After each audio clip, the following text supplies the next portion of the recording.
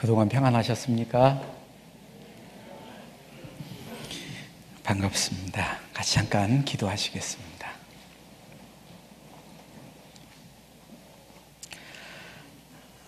살아계신 우리 아버지 하나님 감사합니다.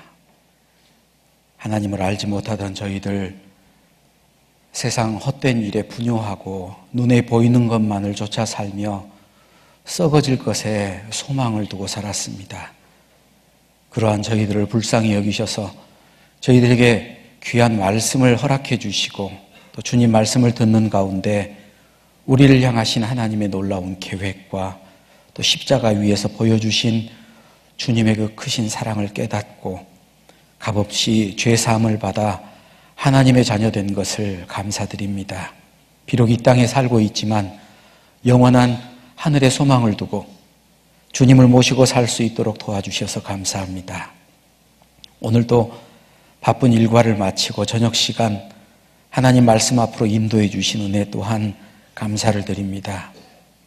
이 시간을 통하여 하나님이 우리에게 원하는 것이 무엇인지, 또 찬양의 의미가 무엇이고 또 어떻게 찬양을 해야 하는 것이며 하나님이 받으심직한 합당한 찬양이 무엇인지 깨달아 알 수 있도록 도와주시옵소서.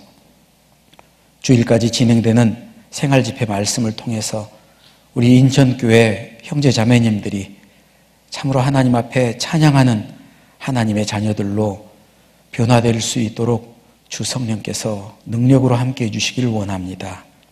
늘 배우는 말씀 듣고 잊어버리는 것이 아닌 행하는 자들이 될 수 있도록 지식의 축적으로 끝나지 않고 우리의 삶의 변화로 나타날 수 있도록 주 성령께서 우리의 생각과 마음과 생활을 변화시켜 주시기를 간절히 바라고 원합니다. 시종을 주님께 의지하며 우리를 사랑하시는 예수님 이름으로 기도하옵나이다. 아멘. 시편 148편 찾겠습니다.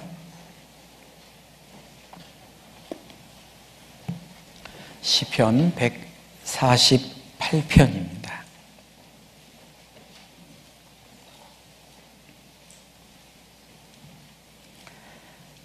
시편 148편 1절부터 끝절까지 제가 한 절 읽고 우리 형제자매님들이 한 절 읽고 교독하겠습니다. 할렐루야. 하늘에서 여호와를 찬양하며 높은 데서 찬양할지어다.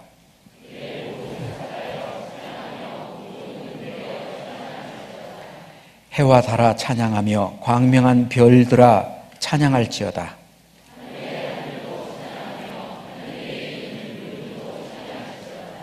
그것들이 여호와의 이름을 찬양할 것은 저가 명하심의 지음을 받았음이로다.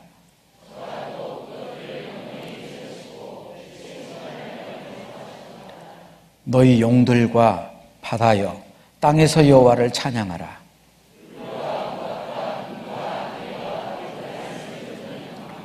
산들과 모든 작은 산과 과목과 모든 백향목이며 세상의 왕들과 모든 백성과 방백과 땅의 모든 사사며 다 여호와의 이름을 찬양할지어다. 그 이름이 홀로 높으시며 그 영광이 천지에 뛰어나심이로다.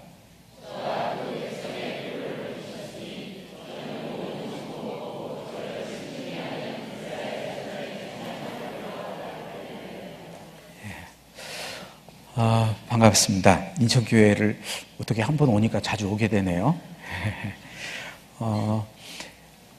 인천교회 오늘 모처럼 와서 식사하면서 저쪽 본당 지하를 모처럼 오랜만에 들어가 봤어요. 그랬더니 교회당 그때 공사 막 끝나고 나서 그때 초등부 전도 집회 했던 기억이 납니다. 비가 많이 와가지고 학교 운동장에 물이 이 지하로 다 들어가가지고 소방차가 와서 물을 빼고 그랬었거든요. 기억이 새록새록 나서 식사했던 집사님에게 그 얘기했더니 기억이 난다고 하는데 어떤 집사님은 전혀 모르시더라고요. 그래서 우스갯소리로 집사님 그때는 참 신실하지 못했는가 보다고 그런 얘기를 했었는데요.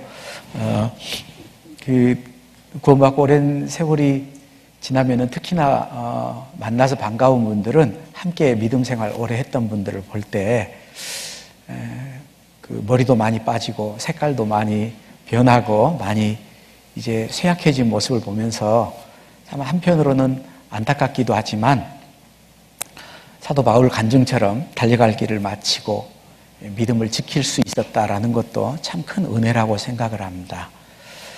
제가 구원받았던 게 1989년 6월 30일입니다. 그리고 얼마 전에 구원받은 생일이 한번 또 지나갔는데요. 구원받기 전에 제가 성당에서 성가대 지휘를 했었습니다. 그리고 이제 물론 천주교를 다녔지만 대학교 다닐 때 용돈벌이로 교회 가가지고 교회에서 성가대 지휘도 하고 또 특송도 해주고 짭짤했거든요. 그때 당시요 그래도 10만 원 이상 되는 돈들이라면은 대학생에게는 큰 돈이었습니다. 그래서 그렇게 하나님을 찬양한다고 그렇게 하다가 말씀을 듣고 구원받고 나서 가장 먼저 몇 가지 결심을 했습니다. 첫 번째 결심은 내가 이제 주님을 위해 살아야겠습니다. 주님께 정말 귀히 쓰이는 사람이 될 수 있도록 도와주십시오 하는 첫 번째 다짐. 이제는 나를 위해 살지 않겠다. 주님을 위해 살아야겠다. 그리고 두 번째, 아직 구원받지 못한 부모님들, 주변 이웃들에게 복음을 빨리 전해야겠구나. 그리고 세 번째 다짐을 했던 게 나 절대 찬양대 안 해. 그 다짐을 했었어요. 왜 절대 찬양대 안 해? 그 다짐을 했냐면 구원을 받고 나니까 참 놀랍게도 그렇게 음악회 하면은 항상 스테이지별로 3곡, 4곡 이 정도 나눠지는데 그 중에 꼭 한 스테이지는 성가곡을 합니다. 그래서 이제 하나님께 관련된 그런 성가곡들을 하는데 다 외워서 부를 거 아니에요. 그런데 구원받고 나니까 그렇게 무슨 뜻인지는 모르고 다 외워서 불렀던 그 가사의 내용이 다 깨달아지는 거예요. 그 말이 이 말이었구나, 이 뜻이었구나라는 게 깨달아지니까 너무 부끄럽더라고요. 그래서 여태까지 앞에서 찬양한다고 했던 게 하나님 찬양하는 게 아니고 내 잘난 맛에 내 목소리 자랑하고 이렇게 불렀던 거라 이제 조용히 뒤에서 성경 말씀 배우고 복음만 이렇게 전하면서 있어야겠다라고 다짐을 했습니다. 그때 제 나이가 28살이었는데 결혼을 좀 일찍 했어요. 그래서 제 아이가 그때 4살이었거든요. 제가 결혼을 빨리 해야 내가 마음을 잡고 사람 노릇 하겠구나 싶어서 대학교 졸업하자마자 곧바로 이 결혼을 했습니다. 봉사회 모임을 갔어요. 왜냐하면은 그때 청년들은 결혼한 사람은 아예 없었고 아주 젊은 사람들만 있었고 저도 물론 젊었지만 아이가 이미 4살이나 되니까 그래서 그때는 뭐 연령 제한 그런 것도 별로 없었어요. 그래서 봉사회를 갔더니 봉사회 평균 연령이 한 52세 이 정도 되더라고요. 제가 가니까 새파랗게 젊은 청년이 와가지고 앉아 있잖아요. 그래 이제 구원 간증을 시켜서 이렇게 구원받았습니다. 끝나고 나니까 직업이 뭐냐 물어보더라고요. 직업이 교사입니다. 그 말하면서 굉장히 부러웠어요. 과목을 물어보면 또 어떻게 하지? 근데 아니나 다를까 무슨 과목을 가르치냐고. 그래서 찬양대 하라 할 건데 하면서 음악입니다. 그랬더니 봉사회장님이 지금 장로님이시죠. 그분이 찬양대 해야겠구만. 그래서 그 말이 끝나자마자 기다렸다는 듯이 제가 저는 찬양대 안 합니다 라고 잘라서 말했어요. 그건 뭐 당돌하다고 해야 될지 건방지다고 해야 될지, 감히 봉사회장님이 그런 얘기를 하는데 28먹은 총각이 안 한다고. 총각은 아니었죠. 예. 안 하겠다고. 분위기가 썰렁해졌습니다. 그랬더니 그 봉사장님이, 형제님은 무슨 말씀에서 구원의 확신을 얻었죠? 조금 구원의 의심이 든다는 투로 무슨 말씀에서 구원의 확신을 얻었죠? 라고 물어보더라고요. 그래서 제가 어딘지는 모르겠지만 네 죄를 기억지 아니하리라, 하나님이 그러셨다고. 그랬더니 또 그 봉사회장님이 기다렸다는 듯이 이사야서를 찾아보자 그러더라고요. 그래서 이사야서를 찾아봤습니다. 같이 이사야서 찾아보시죠. 이사야 43장 25절.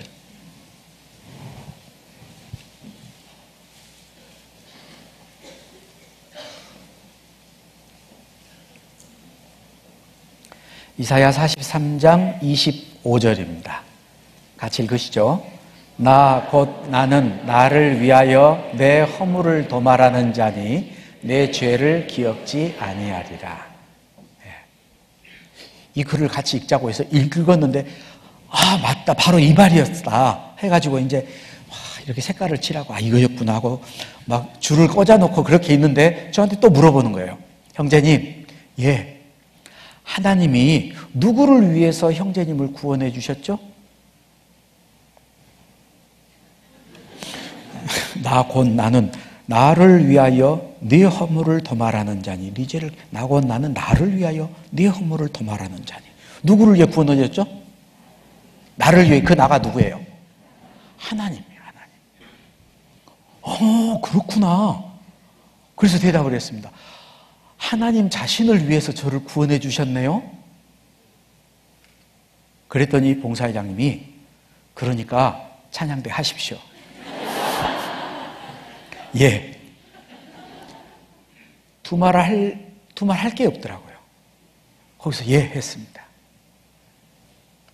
그런데 그분의 그 혼자 넋두리처럼 지나가는 말이, 우리가 찬양대 지휘할 형제 보내달라고 얼마나 기도한 줄 아세요?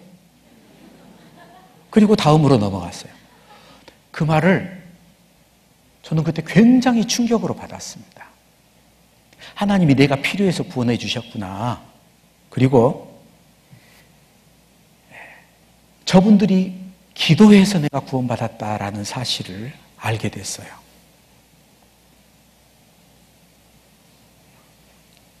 참 모든 것이 합력해서 선을 이룬다고 오늘 교회당에서 일하다가 이렇게 손을 조금 베었어요.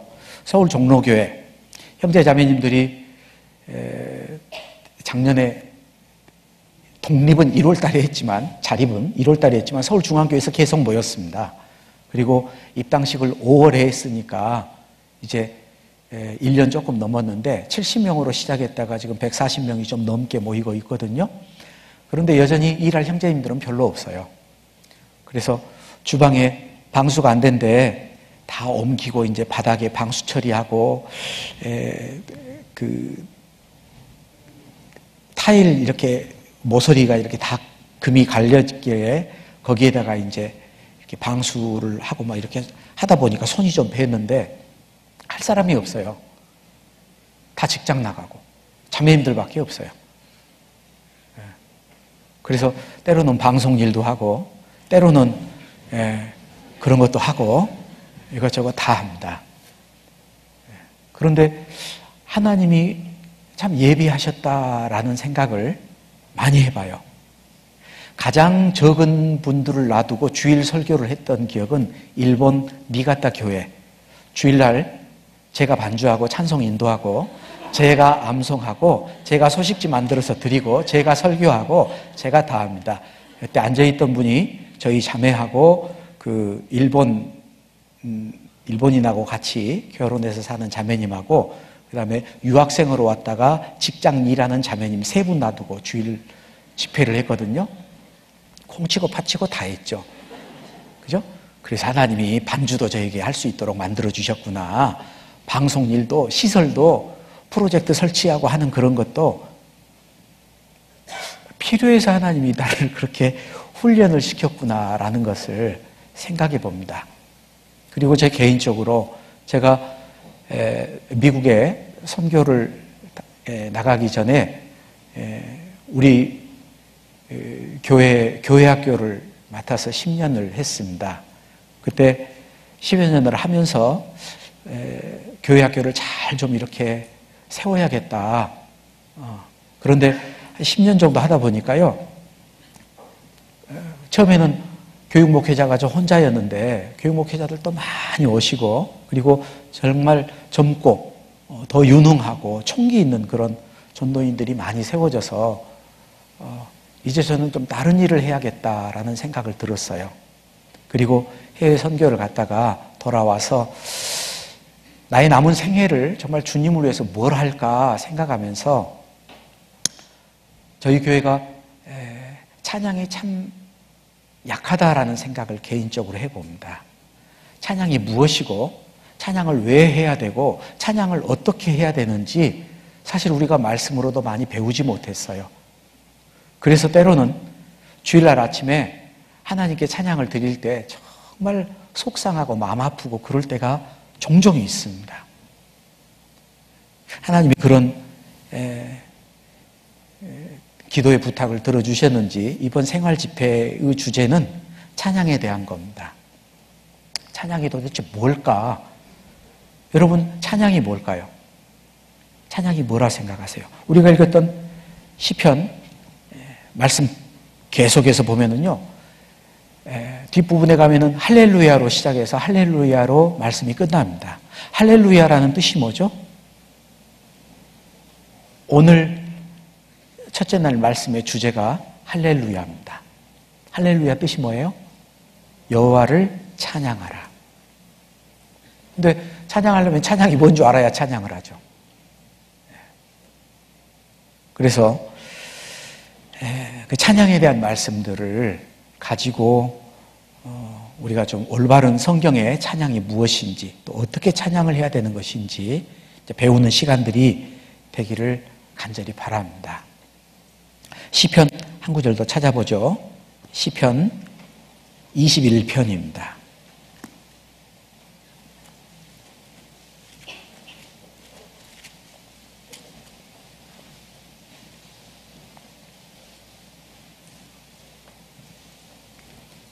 시편 21편 13절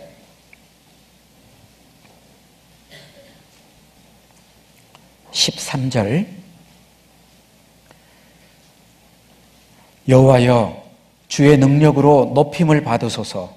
우리가 주의 권능을 노래하고 칭송하겠나이다. 찬양이란 게 뭘까? 여기 사전적인 의미를 제가 여기에 좀 기록해 봤습니다. 찬양, 한문으로는 길일찬 날릴 양, 찬송, 길일찬 칭송할 송, 찬미, 길일찬 아름다울 미. 그래서 찬양은 찬양을 받는 분의 훌륭한 점, 하나님이 인생을 위하여 하신 일, 그 베푸신 은혜, 그리고 그분의 이름을 드러내어 높이는 일제의 표현을 가리킵니다. 그러니까 우리 생각, 우리가 하는 생각, 하나님을 찬양하는 생각이 있습니다. 우리의 마음, 하나님께 대한 그런 찬양하는 마음들이 있습니다. 감사하는 마음들도 있죠.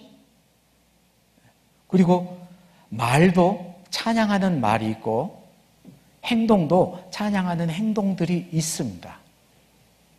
사실 거듭난 그리스도인의 말이나 생각이나 행동이나 모든 삶은 하나님을 찬양하는 삶이 되어야 됩니다.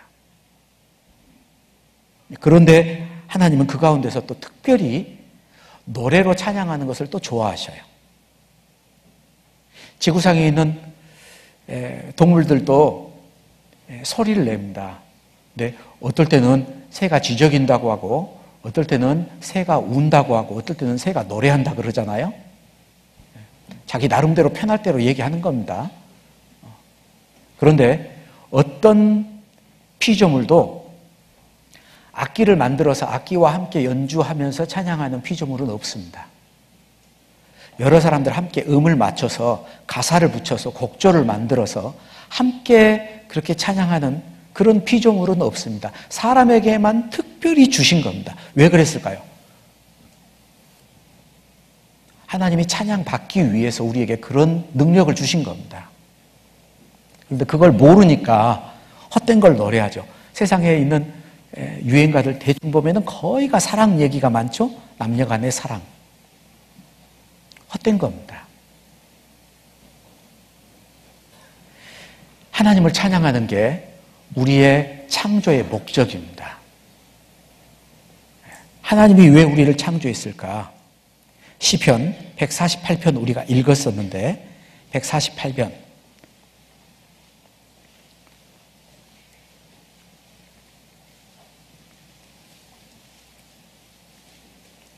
148편 2절 그의 모든 사자여 찬양하며 모든 군대여 찬양할지어다.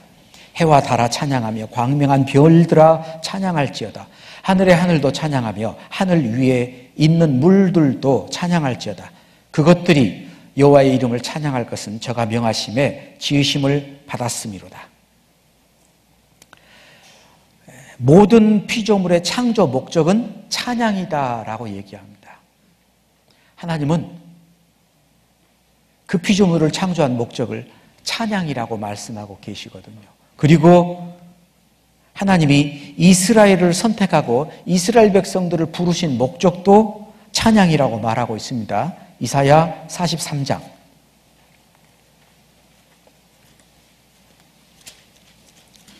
이사야 43장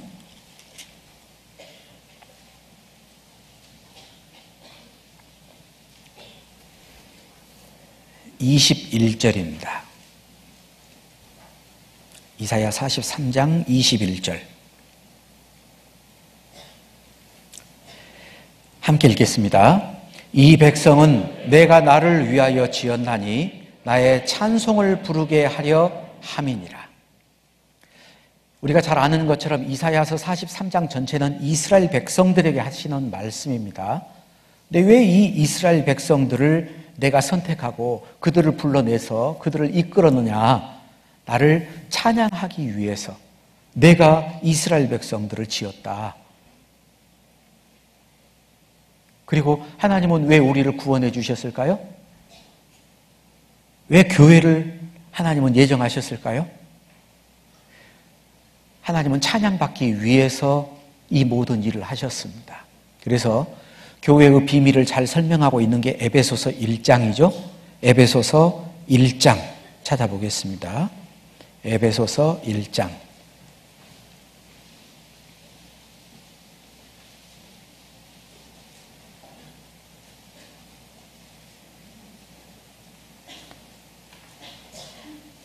에베소서 1장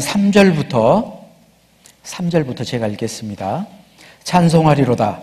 하나님 곧 우리 주 예수 그리스도의 아버지께서 그리스도 안에서 하늘에 속한 모든 신령한 복으로 우리에게 복 주시되 곧 창세전에 그리스도 안에서 우리를 택하사 우리로 사랑 안에서 그 앞에 거룩하고 흠이 없게 하시려고 그 기쁘신 뜻대로 우리를 예정하사 예수 그리스도로 말미암아 자기의 아들들이 되게 하셨으니.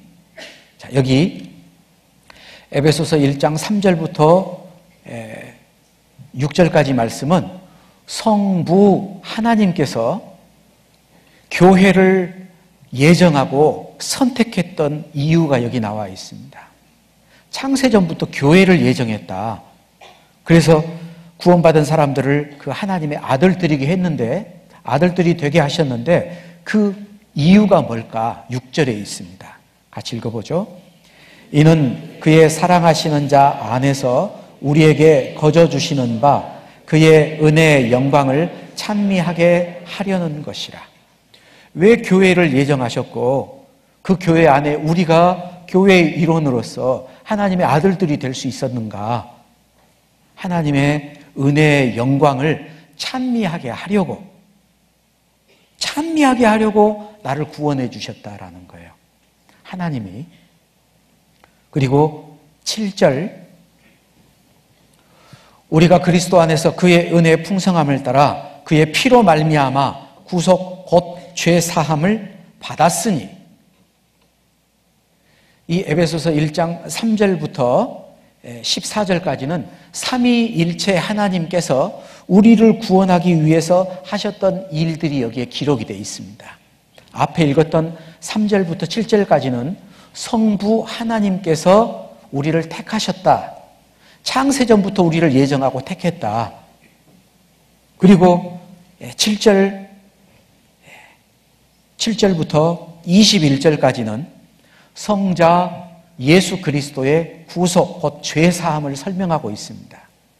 7절에 우리가 그의 피로 말미암아 구속 곧 죄사함을 받았다. 왜 우리가 구속 죄사함을 받았느냐? 12절 함께 읽겠습니다. 이는 그리스도 안에서 전부터 바라던 우리로 그의 영광의 찬송이 되게 하려 하심이라. 구원받은 우리가 그의 영광의 찬송이 된다라고 얘기합니다. 그리고 13절, 14절은 같이 읽겠습니다.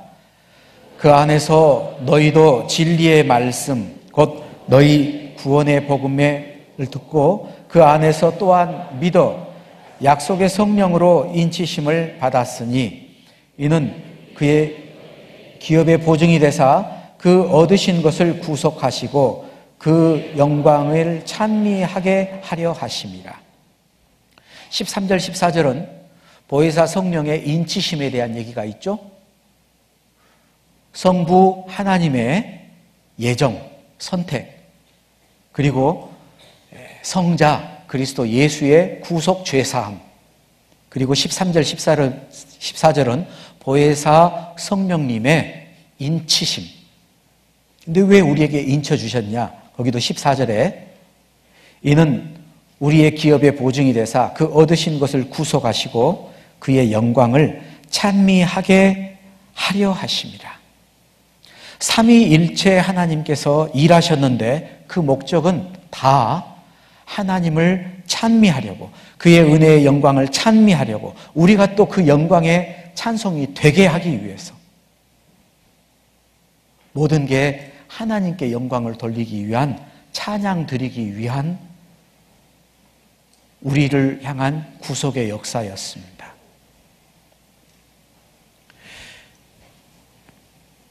우리를 구원하신 목적, 찬양을 위해서입니다. 하나님을 찬양하게 하려고. 찬양 많이 하셔요? 네. 문제는 감상하는 자가 아니고 찬양하는 자가 돼야 되는데 감상하는 자들이 돼버리면 안 됩니다. 네. 요새 좀 불확실성의 세상이에요. 그래서 어떤 얘기를 하더라도 직관적인 표현을 하지 않고 간접적인 표현들을 합니다. 찬송인도 하는 형제님도 찬송가 몇 장 불러보도록 하시겠습니다. 그런데 부르는 거지 불러보는 게 아니거든요. 그죠? 그건 겸손한 표현이 아니고 잘못된 표현입니다. 찬송가 몇 장 함께 부르시겠습니다. 불러보는 건 연습이에요. 연습하는 거 아니잖아요. 그죠? 찬송은 하나님께 대한 감사함을 우리가 직접 하는 겁니다. 하나님 감사합니다. 감사한 것 같아요? 상담할 때 보면 참 어떤 분들은 구원 받은 것 같아요. 받은 것 같은 건 구원 아니거든요. 그죠? 천국 갈 수 있어요? 갈 것 같아요는 못 갑니다. 그 같은 것하고 뭐뭐이다 하고는 다른 거잖아요. 그래서 앞으로 찬송해 보도록 하지 마시고 찬송하시면 됩니다. 준비 찬송이라는 말이에요. 찬송은 하나님께 그때 하나님께 드려지는 겁니다. 하나님을 찬송하는 거죠. 그런데 찬송은 뭐고 준비 찬송은 뭘까요? 응? 찬송은 준비하는 건가요? 뭘 준비하죠? 우리가 참 형식을 배쳐갑니다. 형식적인 신앙생활에 대해서 그거는 잘못됐다라고 얘기해요. 그런데 마을은 준비 찬송이라면은 하나의 형식입니다. 뭘 하기 전에 준비하는 거예요. 찬송은 단순히 말씀을 듣기 전에 준비하는 하나의 형식이 아닙니다. 찬송이거든요. 말 그대로 하나님께 드려지는 거고 하나님을 찬양하는 거잖아요.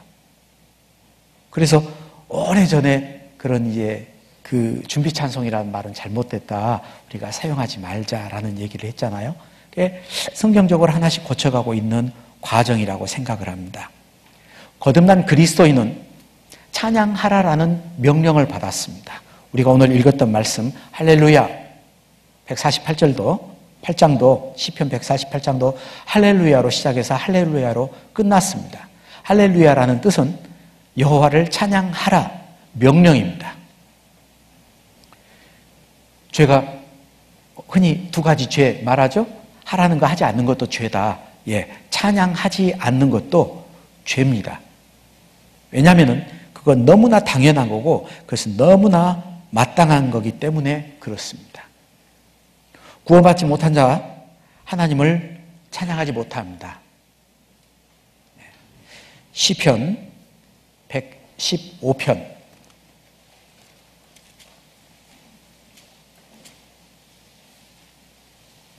시편 115편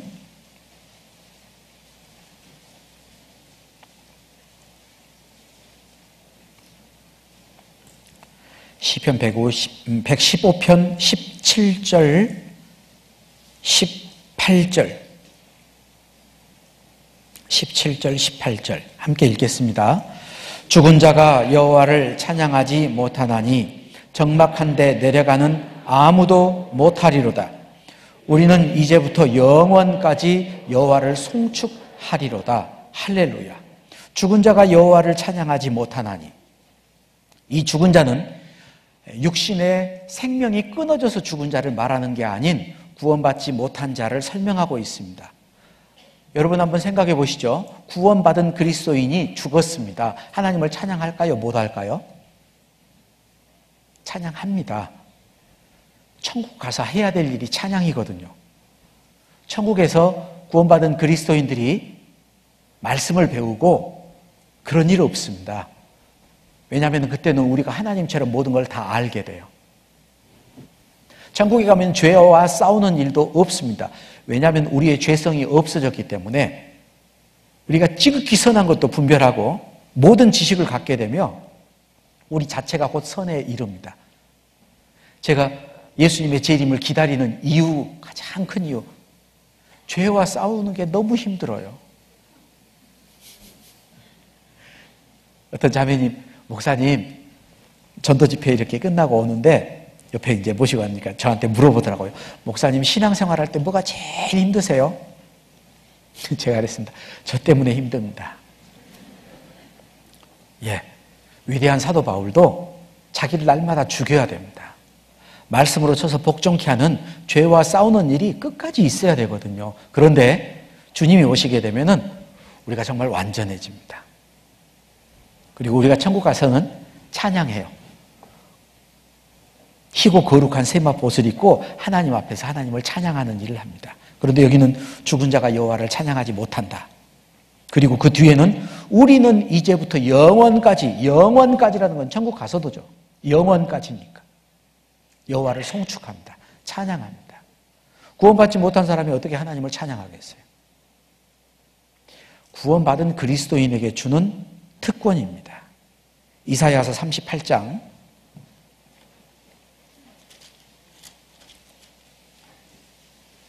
이사야 38장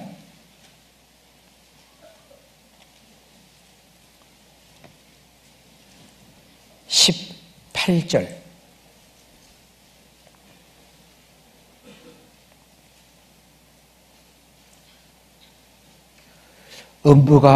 음부가 주께 살아야지 못하며 사망이 주를 찬양하지 못하며 구덩이에 들어가는 자가 주의 신실을 바라지 못하되 음부가 주께 살해하지 못하며 사망이 주를 찬양하지 못하며. 여러분 마귀가 주님을 찬양할까요? 배져가는 자입니다. 주님을 찬양하지 않습니다. 마귀와 마귀에 속하는 자들이 주님을 찬양하지 못합니다. 하나님은 죽은 자의 하나님이 아니요 산 자의 하나님이시니라. 마태복음 22장에 예수님이 인용하셨던 말씀이죠. 하나님은 죽은 자의 하나님이 아니요 산 자의 하나님이다. 그래서 성경은 우리가 찬양할 것을 명령을 하고 있습니다. 시편 33편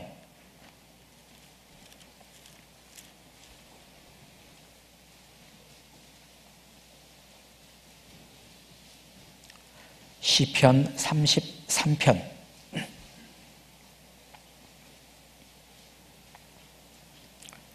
1절입니다. 1절 같이 읽겠습니다.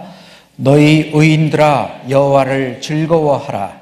찬송은 정직한 자의 마땅히 할 바로다. 너희 의인들아, 구원받은 그리스도인들이죠. 여호와를 즐거워하라. 그리고 찬송은 정직한 자의 마땅히 할 바로다. 마땅히 해야 되는데 안 하면은 직무태만입니다. 그죠? 보초 쓰는 사람이 보초를 잘 써야 될 거 아니에요. 파수꾼이 파수를 잘 쓰고 있어야 됩니다. 여기에 정직한 자의 마땅히 할 바다. 거듭난 그리스도인은 마땅히 찬송을 해야 됩니다. 그런데 찬송하지 않는다면 그건 죄예요. 죄입니다. 근데 죄인 줄 모르잖아요. 시편 147편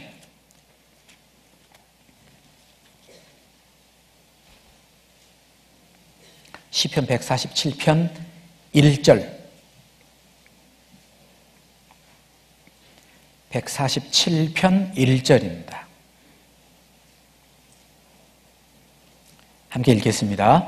할렐루야 우리 하나님께 찬양함이 선함이요 찬송함이 아름답고 마땅하도다. 할렐루야 여호와를 찬양하라. 우리 하나님께 찬양함이 선함이요. 하나님이 보시는 선 뭘까요? 이뤄진 영혼들을 구원하는 것은 선입니다. 그죠? 예수님이 우리에게 선한 일을 하셨잖아요.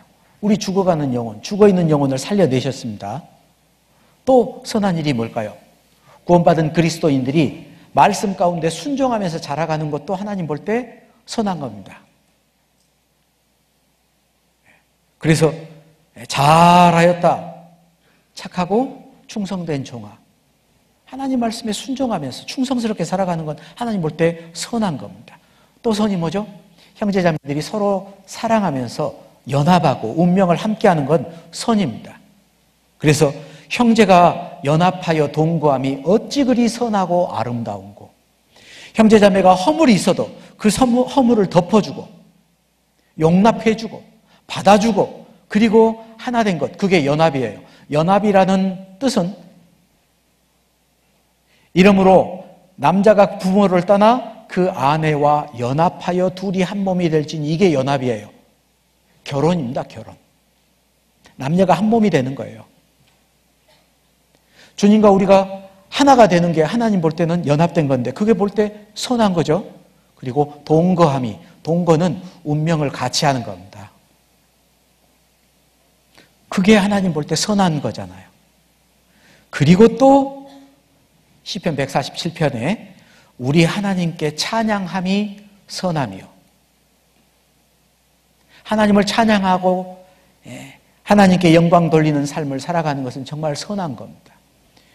다른 사람들 앞에서 주님을 시인하고 다른 사람 앞에서 주님의 복음을 전하고 다른 사람들 세상 헛된 놀이 지적일 때 나는 찬양하는 것도 찬송하는 것도 하나님 볼 때는 대단히 선한 겁니다.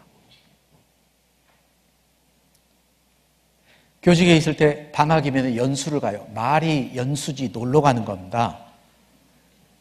그동안에 달달이 얼마씩 떼어놔서 돈 모아놨다가 방학 되면은 연수를 가요.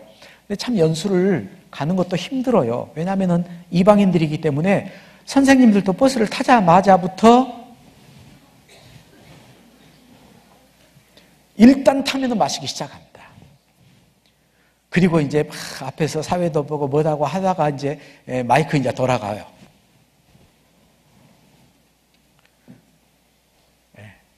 회비 받아야 되니까 노래 안 부르는 사람들 빼거든요. 노래 안 부르는 사람들은 벌금을 내라. 많이 걷습니다. 아이고, 예수님 피 발린 돈을 왜 내가 거기다 줘요? 그죠? 노래합니다. 그런데 다들 뭐 홍도야 울지 마라 뭐 이런 노래 부르고 있는데 거기서 뭐 주 예수보다 더 귀한 것 없네 그러면은 욕을 배부른 만큼 얻어 먹잖아요. 그죠? 그거 어떻게 할까요? 차태는 그 부부가 또 같이 갔어요. 두 사람씩 부르래요. 그래서 제 차례가 왔어. 뭘 부를까? 그래서 저희 집사람하고 둘이 불렀습니다. 막 한참 막 박수를 치고 막 이렇게 하고 있는데 둘이 모닥불 피워놓고 불렀더니 막 부르고 났더니 분위기가 착 가라앉았어요.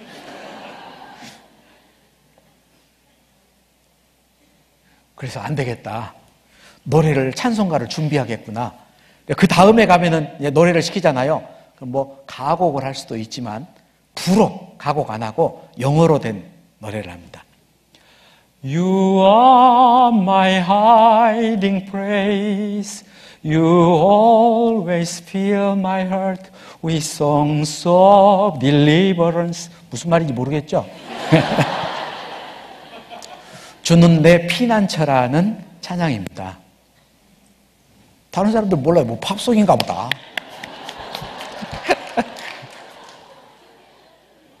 그래서 하나씩 준비해 두셔요.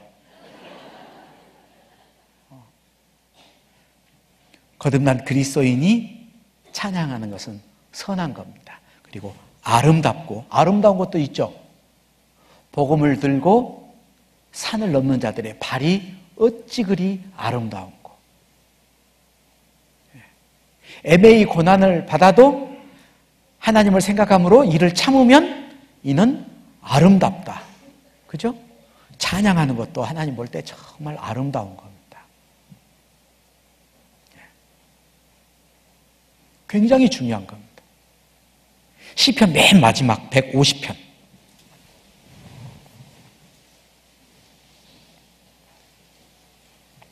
150편 6절입니다. 6절. 150편 6절 함께 읽겠습니다. 호흡이 있는 자마다 여호와를 찬양할지어다. 할렐루야. 이 시편 맨 마지막에 호흡이 있는 자마다. 이 호흡도 조금 생각해 보면은 첫 번째 거듭난 그리스도인은 하나님의 생기가 들어갔습니다. 죽어있던 영혼 하나님이 그 생기를 넣어주셔서 살려주셨잖아요. 성령이 있는 자가 그리스도인이잖아요. 누구든지 그리스도의 영이 없으면 그리스도의 사람이 아니라 그랬는데 하나님께로부터 호흡을 받았던, 육신적으로 말하면 살아있는 자가 찬양해야 된다라는 뜻도 되지만 성경적으로 보면 살아있지만 하나님 볼 때는 죽어있는 사람들이 있죠. 여기 호흡은 구원받은 그리스도인입니다. 그리고 하나님과의 관계가 계속해서 연결되어 있는 사람들이 찬양할 수 있어요. 구원받은 사람이지만 하나님 말씀에 합당치 않게 살고 있다. 그 사람이 어떻게 찬양하겠어요? 저희가 입으로는 하나님을 시인하지만 행위로 부인하면 하나님이 뭐라 그러죠? 가증한 자다 그랬습니다. 사람이 귀를 돌이키고 율법을 듣지 않으면 그 기도도 가증하다 그랬어요. 구원받은 사람도 하나님께 원수처럼 행하고 있는데 어떻게 그 사람이 찬양을 할 수 있겠어요? 여기에 호흡이 있는 자마다 하나님과 정상적인 교제의 관계가 계속 있는 그 사람들이 하나님께 찬양을 드릴 수 있습니다. 그리고 마지막도 할렐루야 여호와를 찬양하라라는 명령으로 되어 있습니다. 모든 피조물은 하나님을 찬양하기 위해서 지음을 받았습니다. 이스라엘도 하나님을 찬양하기 위해서 하나님이 지어주셨고 우리를 구원하신 목적도 하나님의 찬양을 위해서 우리를 구원해 주셨어요. 그리고 특별히 구원받은 그리스도인은 주님을 찬양해야 됩니다. 하라는 거 하지 않는 거 죄입니다. 하셔야 돼요. 하셔야 됩니다. 자, 그런데 이제 어떻게 찬양할 것이냐? 찬양의 방법에 대해서 한번 생각해 보죠. 찬양의 방법. 첫 번째, 언제 찬양할 것이냐? 언제? 시편 106편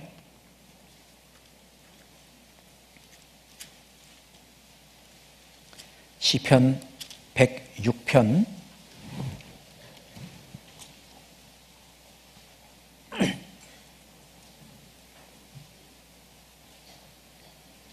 48절, 시편 106편 48절 함께 읽겠습니다. 여호와 이스라엘의 하나님을 영원부터 영원까지 찬양할지어다. 모든 백성들아 아멘 할지어다. 할렐루야. 아멘. 그렇게 될 걸 믿습니다. 그렇게 되기를 바랍니다. 그 뜻에 전적으로 동의합니다.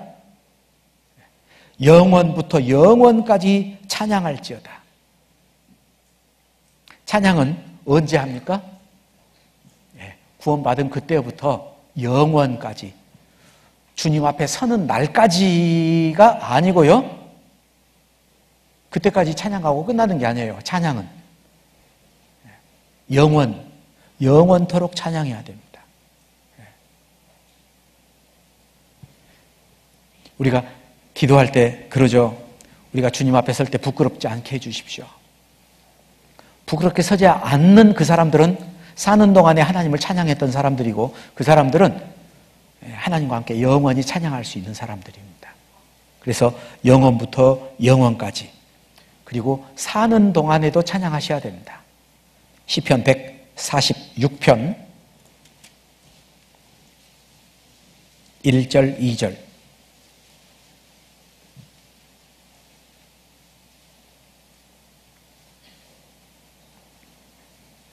시편 146편 1절 2절 할렐루야, 내 영혼아 여호와를 찬양하라. 나의 생전에 여호와를 찬양하며 나의 평생에 내 하나님을 찬송하리로다. 나의 생전에, 나의 평생에.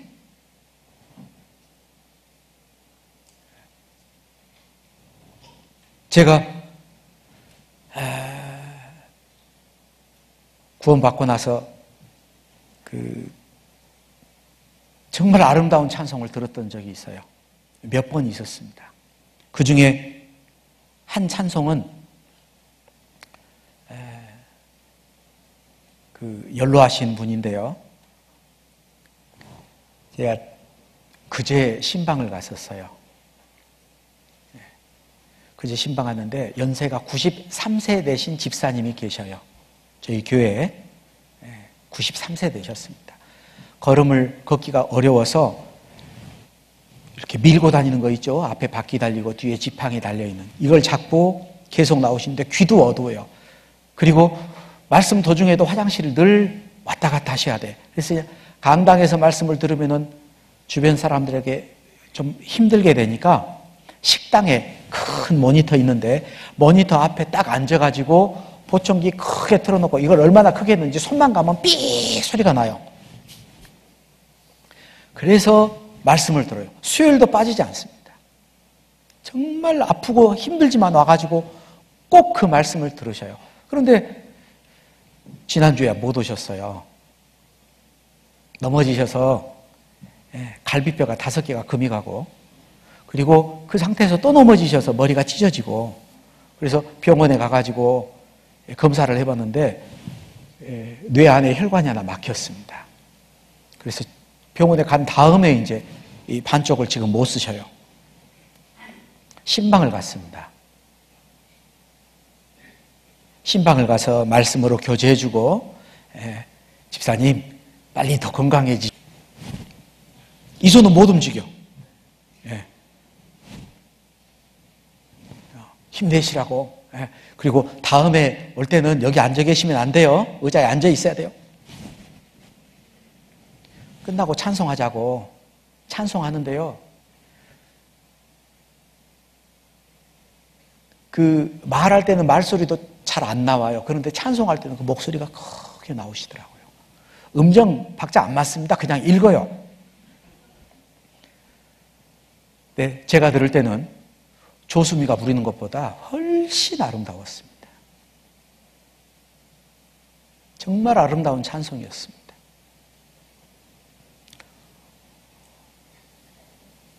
광주에 있을 때 그분은 임종을 앞두고 계신 분이에요. 자리에 앉지를 못합니다.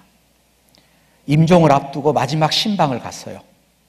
우정옥 목사님하고 전도인들, 어머니 회장단 방에 빼곡하게 거의 한 20명이 가가지고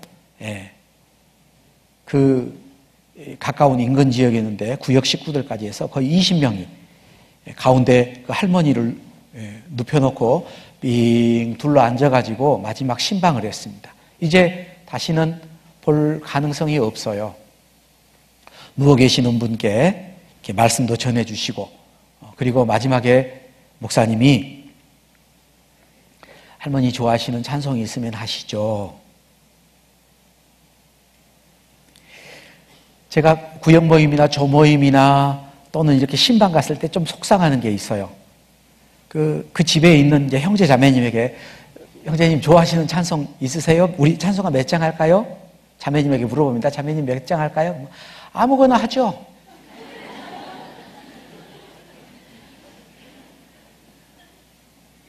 오늘날 우리에게 일용할 양식을 주소서. 참. 유다는 목매어 죽으러 나가니라.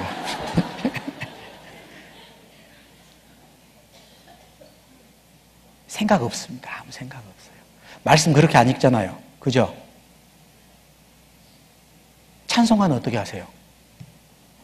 그런 찬송가가 있는지 없는지도 모르고. 그죠? 찬송가를 불러봤어요. 좋아하는 찬송가도 있지. 아무 찬송가나 하죠? 그러면은 얘기합니다. 아무 찬송가 말고 자매님 좋아하시는 찬송 있어요?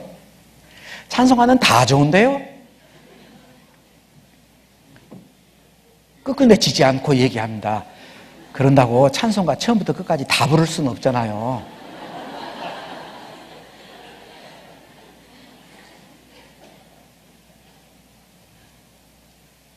우리 한번 생각해 보죠.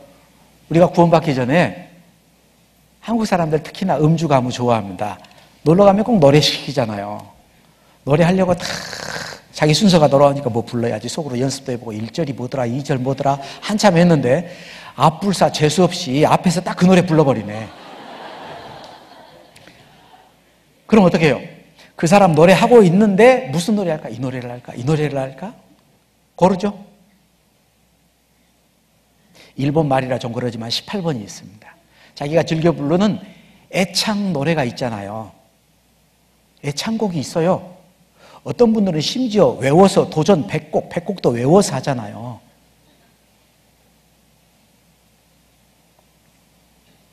우리 형제자매님들은 찬송가 외워서 부르는 거 몇 곡이나 있으세요?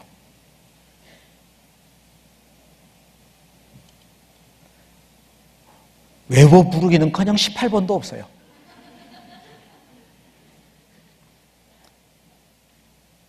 광주교회당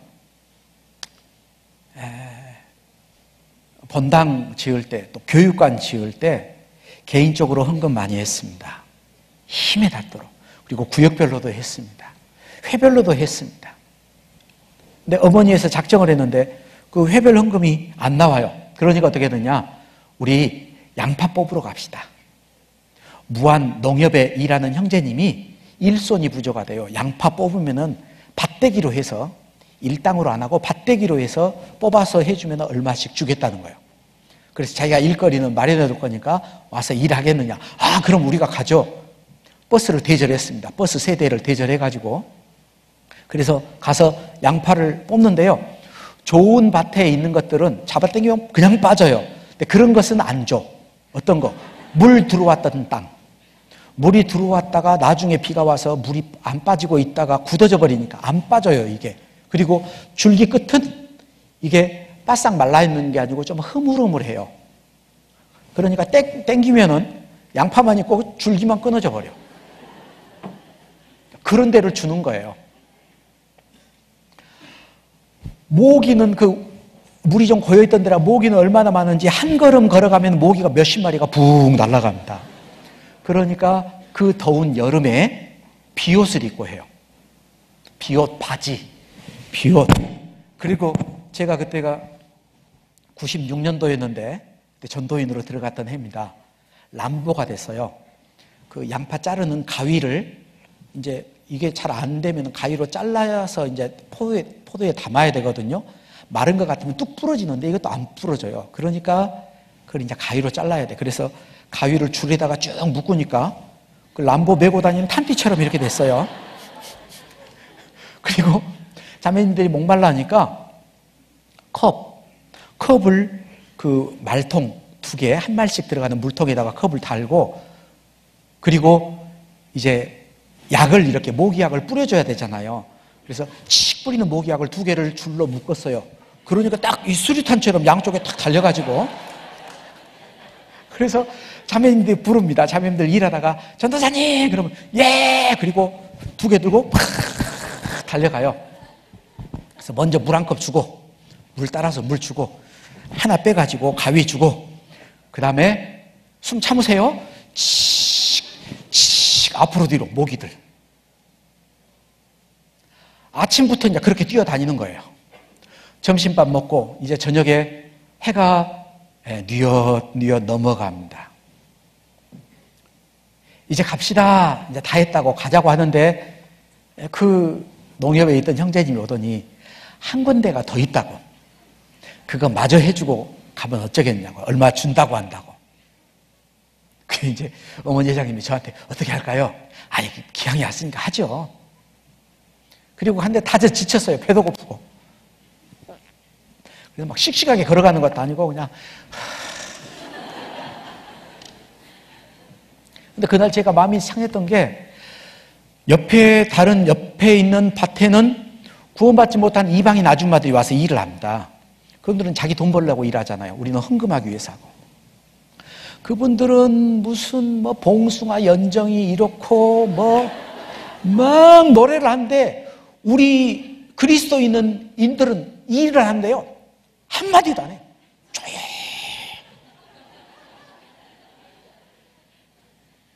속상하더라고요.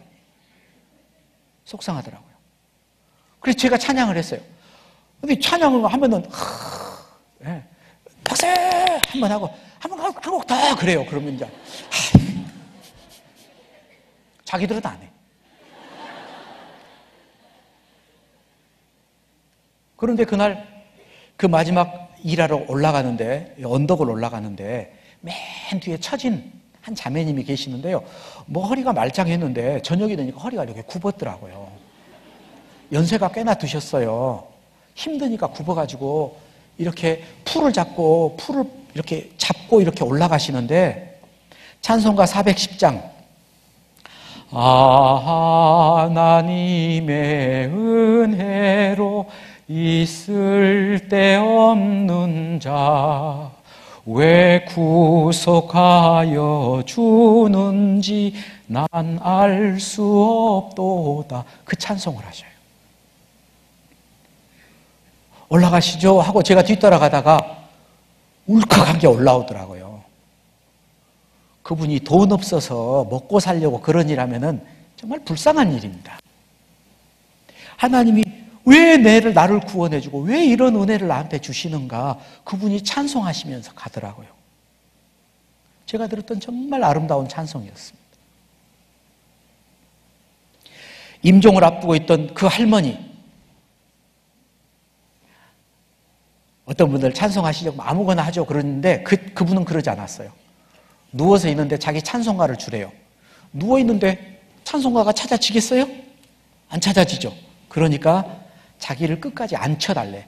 아이고 힘드신데요. 그래 앉혀달래. 그래서 뒤에 이불, 벽에 이런 것들을 막 받쳐가지고 그분을 앉혀드렸더니 찬송가 주라 그래가지고 찬송가를 찾아요.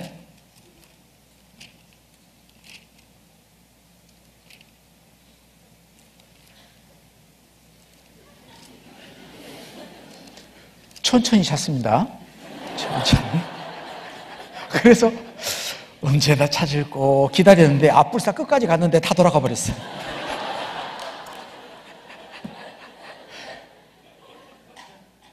그 조용한 시간이 얼마나 오래 흘렀겠어요. 그 우정원 목사님 가만히 기다리고 계시고 옆에 있는 전도인이 있는데, 이제 전도인 어떤 분이 할머니 이거 아니에요? 이거 지금까지 지내온 거. 할머니가 아니요. 그러다 찬송가 405장을 찾았어요. 찬송가 405장이 뭔지도 아시죠? 나 같은 죄인 살리신, 그분이 누워가지고 신방 받을 때는 기운도 없어. 목소리도 작게 나와요. 예, 목사님. 그런데 찬송을 하는데 어디서 그런 힘이 나오는지 찬송을 하셔요. 그런데 이분이 틀니를 하셨어. 그래서 나 같은 죄, 그럼 이빨이 툭 떨어져서 굴러가 버려요. 처음에는 깜짝 놀랐어요. 뭐가 입에서 막 툭 나왔는데 막 바닥에 굴러가는 거예요. 그분이 그걸 얼른 주워가지고 또 암담담담 해서 탁 입에다 집어넣어요.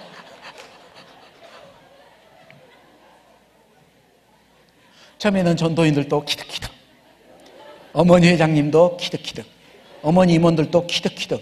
그런데 그분이 그 틀니가 계속 빠지는 걸 집어넣으면서 5절까지 힘있게 부르실 때 나중에 다 울었습니다. 다 울었습니다. 정말 아름다운 찬양이었습니다. 제가 잊지 못합니다.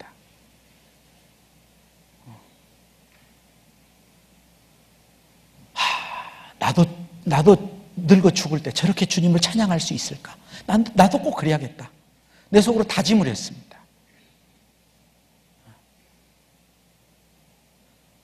찬양은 세상 헛된 노래 하는 거 아니죠? 그죠? 성경 말씀에 근거한 우리의 믿음이고 우리의 신앙이고 하나님께 대한 감사함입니다. 내 삶이 돼야 됩니다. 그래서 우리가 언제 찬양을 했냐? 나의 생전의 여호와를 찬양하며 나의 평생의 여호와를 찬송하리로다. 구원받은 그리스도인은 누구나 그래야 됩니다. 특별한 사람이 그러는 게 아니고 구원받은 사람이라면 누구나 그래야 됩니다.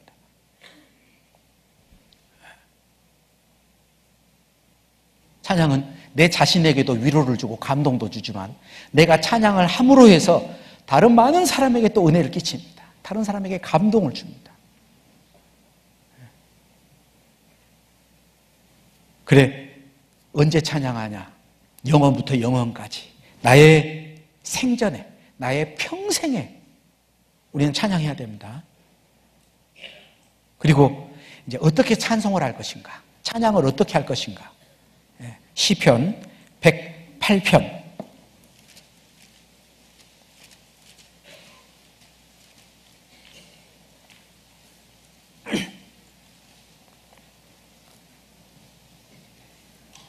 시편 108편 1절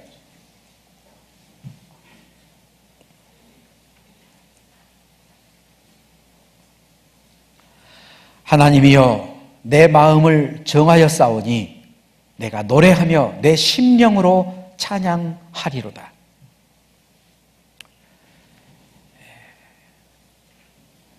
내 영혼아 찬양하라 그러죠. 그런 찬송가 있잖아요. 찬양하라 내 영혼아 찬양하라 내 영혼아 내 속에 있는 것들아 다 찬양하라. 감사하라. 기뻐하라. 내 속에 있는 것들아 다 하나님을 찬양하라. 영혼이 찬양하는 겁니다. 영도 찬양하고 혼도 찬양하고. 전에 오래전입니다. 광주에서 찬양의 밤을 하고 났더니 어떤 분이 그런 얘기 하더라고요. 작년 찬양의 밤은 영이 즐거웠는데 올해 찬양의 밤은 혼이 즐겁다. 신령한 분이죠. 대단히 신령한 분입니다. 왜냐, 작년에 찬양의 밤을 할 때는요 막 거룩하게 했거든요. 근데 그의 찬양의 밤 할 때는 이렇게 드럼도 놔두고 막 이렇게 나팔도 불면서 막 그렇게 찬양을 좀 했더니 좀 못마땅한 거예요. 그러니까 감정적으로 막 이렇게 했다라는 거죠. 그래서 이제 조금 돌려서 하는 얘기가 작년에는 영이 찬양하던 영이 즐거웠는데 올해는 혼이 즐겁다. 혼이라는 게 지정의 감정적으로 좀 이렇게 부축해서 이렇게 했다라는 거예요. 근데 한번 보시죠. 영이 찬양해야 될까요? 혼이 찬양해야 될까요? 육이 찬양해야 될까요? 아니면 영혼, 육이 다 찬양해야 될까요? 그죠? 주님은 우리를 값주고 사신 게 내 영혼만 산 게 아니잖아요. 그죠? 영혼, 육, 하나님이 창조한 모든 것을 다 샀습니다. 감정이 꼭 나쁜 겁니까? 그러지 않습니다. 감정이 꼭 죄악은 아니잖아요. 주님께 대한 감사함 때문에 눈물을 흘리는데 그 눈물을 흘리는 게 죄입니까? 아니잖아요. 첫 번째, 심령으로 찬양하라. 심령. 마음속으로부터 하나님을 찬양하고자 하는 마음이 있어야 됩니다. 그런 마음이 없어요. 하나님께 대한 감사함이 없어요. 그래서 시편 147편에 시편 147편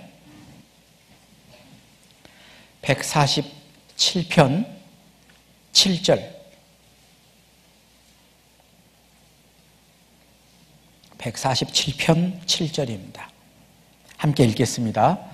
감사함으로 여호와께 노래하며 수금으로 하나님께 찬양할지어다. 감사함으로 하나님께 노래하며. 찬양.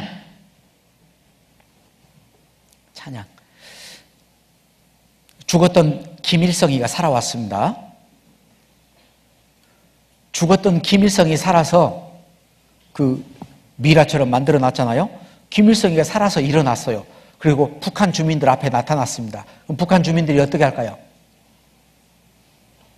만세! 그러겠죠? 북한 주민들이? 그는 김일성을 찬양하는 겁니다. 어버이날 됐어요.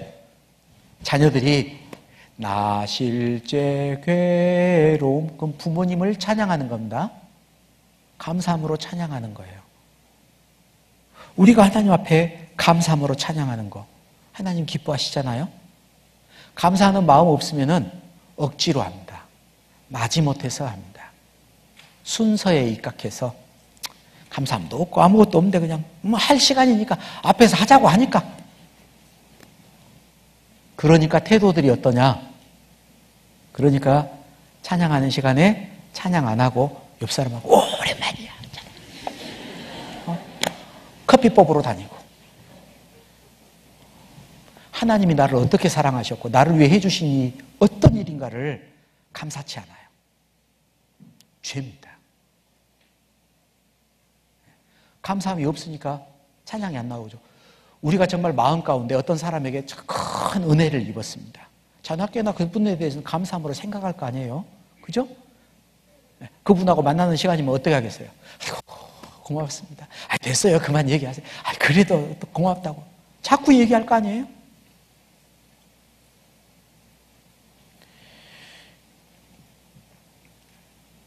골로새서 3장 16절에 시와 찬미와 신령한 노래로 그리고 마음의 감사함으로 찬양하며 그랬습니다.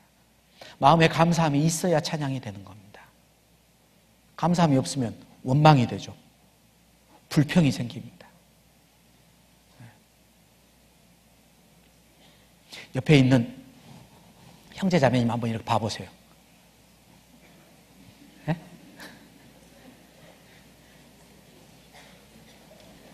그리고 제가 하는 말 따라서 해보세요. 당신은 VIP입니다. 왜 VIP죠? 성경에 나는 여호와 보시기에 존귀한 자라 그랬잖아요. VIP입니다. 하나님 볼 때 우리나라 대통령이 더 귀할까요? 여러분이 더 귀할까요? 훨씬 우리가 더 귀합니다. 저희 어머니 앞에 대통령하고 미국 오바마 대통령하고 저 반 유엔 총장 사무총장하고요 저하고 같이 섰어요. 어머니 누가 제일 귀해요? 그럼 저희 어머니가 뭐라 그래요? 다 필요 없다. 우리 아들이 제일 귀하다. 하나님 앞에 가면 옆에 있는 형제 자매들이 그래서 제일 존귀합니다. 제가 저희 어머니 참 사랑하였는데 저희 어머니에게 제가 서운한 게 딱 한 가지 있어요. 그 얘기 들을 때는 참 서운했어. 제가 저희 집에서 막내거든요. 저 어렸을 때 어머니가 자꾸 얘기합니다. 막둥아, 너는 엄마가 안 날라다가 났어야. 어쩌다가 우리 막둥이가 생겨가지고. 어머니는 저를 사랑한다는 표현으로 하는 얘기인데 저는 서운해요. 형은 날라고 났잖아. 형은 날리고 애를 써서 낳았는데 나는 안 날라다가 났다고.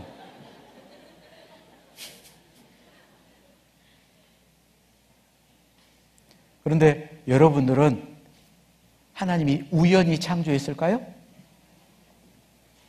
우연히 창조하지 않았습니다. 오늘 에베소서에 배웠잖아요. 하나님이 나를 예정했어요. 내가 구원받을 걸 아셨습니다. 그리고 그 구원받게 하기 위해서 예수님을 통해서 구원받을 수 있도록 예수님도 예정해뒀고 몸된 교회도 예정해뒀어요. 그 몸된 교회 안에서 복음의 말씀을 듣고 성령의 인치심을 받아서 우리가 구원을 받았습니다. 이건 결코 우연이 아닙니다. 하나님이 처음부터 나를 계획하셨던 거예요. 얼마나 존귀합니까? 그 존귀한 형제 자매님들 옆에 같이 있으니까 감사합니까? 아니 자꾸 그러면 안 되는데 감사합니까? 네? 감사하죠. 정말 감사하죠. 제가 그 주일날 개콘을 가끔 봅니다. 네? 네. 개콘을 가끔 보는데 제가 보면서 굉장히 교훈을 받을 때가 많아요. 감사합니다 코너 보면서 그래 구원받은 그리스도인들이 감사할 게 얼마나 많냐. 그 사람들은 닥치는 대로 감사합니다. 그러잖아요? 그죠? 우리는 감사할 게 얼마나 많아요. 오늘은 감사 몇 번이나 하셨어요? 감사함으로 찬양하라고 그랬는데 감사하는 것도 찬양입니다. 오늘 몇 번이나 찬양하셨어요?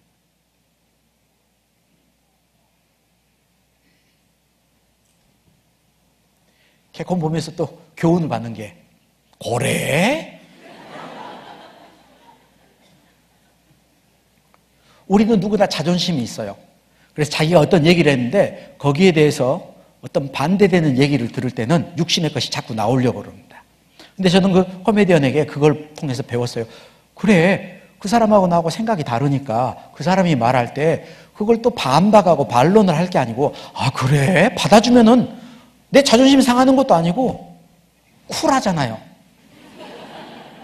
사람 참 쿨하는 겁니다. 뒤끝 없어요. 그렇구나. 야 이거 참 정말 좋은 방법이구나. 그런 생각을 해봤어요. 끝끝내 이기려고 막 주장하고 그러지 않고 내가 얼른 바꿔주는 거예요. 아 그렇구나. 사도 바울이 그랬잖아요.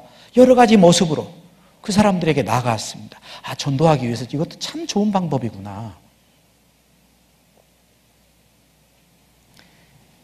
옆에 있는 귀한 형제 자매들 보내주셔서 정말 감사합니다. 감사함으로 찬양하는 겁니다. 감사치 못하는 자는 하나님을 찬양할 수 없습니다. 원망하는데 어떻게 찬양이 되겠어요? 시편 96편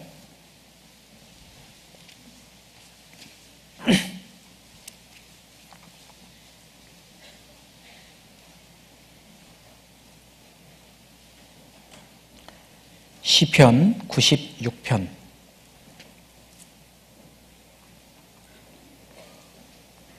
4절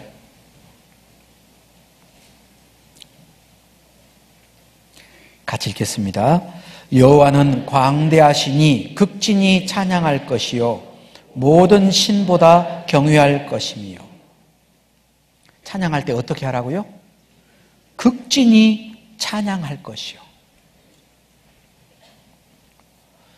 신하들이 왕 앞에 나가서는 왕 앞에서 행동을 참 조심합니다.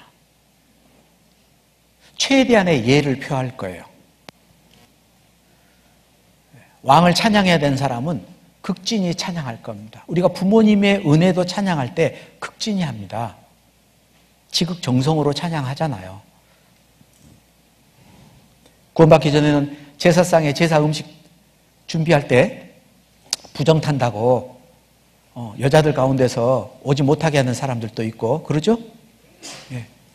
지극정성으로 준비합니다.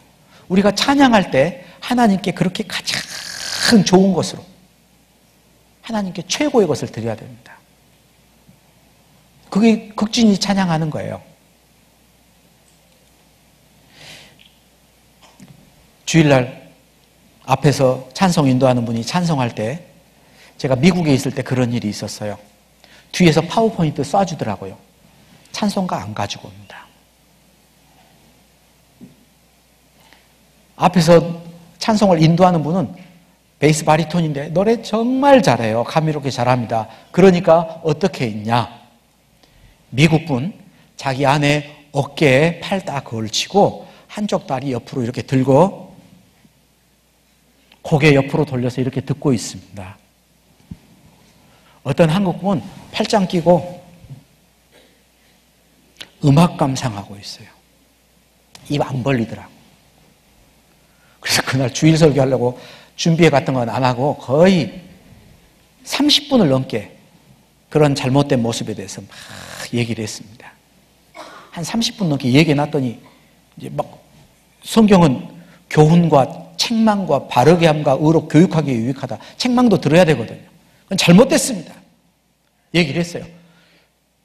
제가 너무 강하게 얘기했는지 형제자매님들이 숨도 못 쉬고 그날 결정적인 실수는 제가 했습니다. 시계를 봤는데요. 아무리 봐도 시간이 아직도 시간이 많이 남았네. 아주 차분하게 했어요. 1시 반에 끝났습니다. 12시 반에 끝내야 되는데 1시간을 더 했어요. 그런데 한 분도 한 30분을 야단 맞고 났더니 움직이지도 못하고 뭐 눈짓도 못하고 있어가지고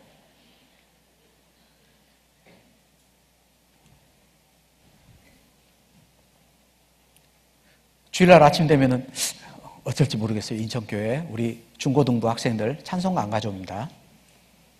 찬송가는 안 가져와도 과자하고 음료수는 가지고 와요. 그래가지고 앞에다가 한 보따리 쌓아놓고 앞에서 찬송할 때 입도 벌리지 않습니다. 과자 먹고 음료수 마시고 자기 볼일 봐요. 핸드폰 가지고 하고 있고.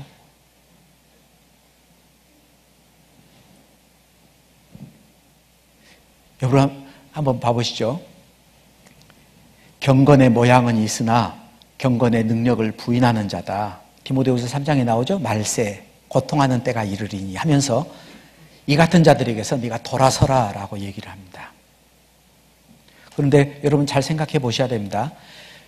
경건의 모양은 있지만 경건의 능력이 없는, 모양은 거룩하게 경건하게 모양은 가지고 있지만 실제로 하나님의 능력이 그들을 변화시키고 그들이 경건한 삶을 살지 못하는, 하나님을 경외하는 삶을 살지 못하는 그런 하나님의 능력이 없는 그런 사람들에게서 돌아서라라고 얘기하는 거잖아요. 그 말을 경건의 모양이 있는 것이 죄라고 받아들이면 안 됩니다. 마음에 가득한 것이 입으로 나옵니다. 우리가 정말 존경하는 분 앞에 가면은 존경하는 마음이 우러러 나오기 때문에 존경하는 표현이 됩니다. 예절이라는 건 속에 있는 게 나오는 거예요. 사랑은 무례히 행치 않는다고 하는데 하나님을 사랑한다면서 하나님 앞에서 그렇게 무례히 행할 수 있냐 이 말이에요. 성경 느헤미야 8장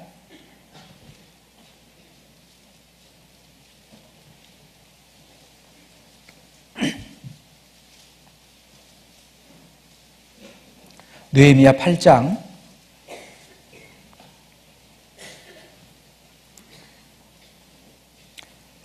1절입니다. 이스라엘 자손이 그 본성에 거하였더니 7월에 이르러는 모든 백성이 일제히 수문 앞 광장에 모여 학사 에스라에게 여호와께서 이스라엘에게 명하신 모세 율법책을 가지고 오기를 청함에 포로 잡혔던 사람들이 예루살렘에 다시 돌아왔습니다. 그때 이 에스라가 이스라엘 백성들 앞에서 하나님의 율법을 가르칩니다. 그때 이스라엘 백성들 태도가 어땠느냐? 4절입니다.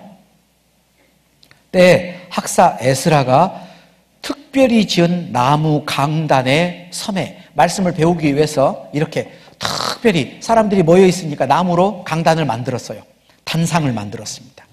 그리고 그 위에 에스라가 이스라엘 백성들이 봤던 율법책을 가지고 와서 그 율법책을 폈습니다. 그때 어떻게 했느냐? 5절 같이 읽죠. 학사 에스라가 모든 백성 위에 서서 저희 목전에 책을 펴니 책을 펼 때 모든 백성이 일어서니라. 왜 일어섰을까요? 왜 일어섰을까요? 하나님께 대한 경외의 표시입니다. 예수님이 이 자리에 들어오신다. 우리 어떻게 해야 될까요? 납작 엎드려야 될 겁니다. 바닥에 엎드려서 경배해야 될 거예요. 그죠? 사도 바울이 들어왔습니다. 어떻게 해야 될까요? 바울에게는 경배하면 안 되죠? 그죠? 대신 우리가 앉아 있어서는 안 돼요. 일어서야 됩니다. 대통령이 들어올 때도 일어서잖아요. 그건 뭐예요? 존경한다. 뜻으로 일어서는 겁니다. 이스라엘 백성들 하나님의 책을 펼 때 앉아서 다리 꼬고 턱 깨고 있지 않았습니다. 일어섰습니다.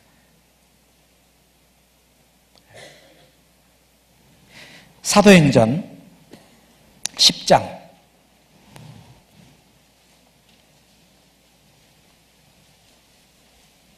사도행전 10장 25절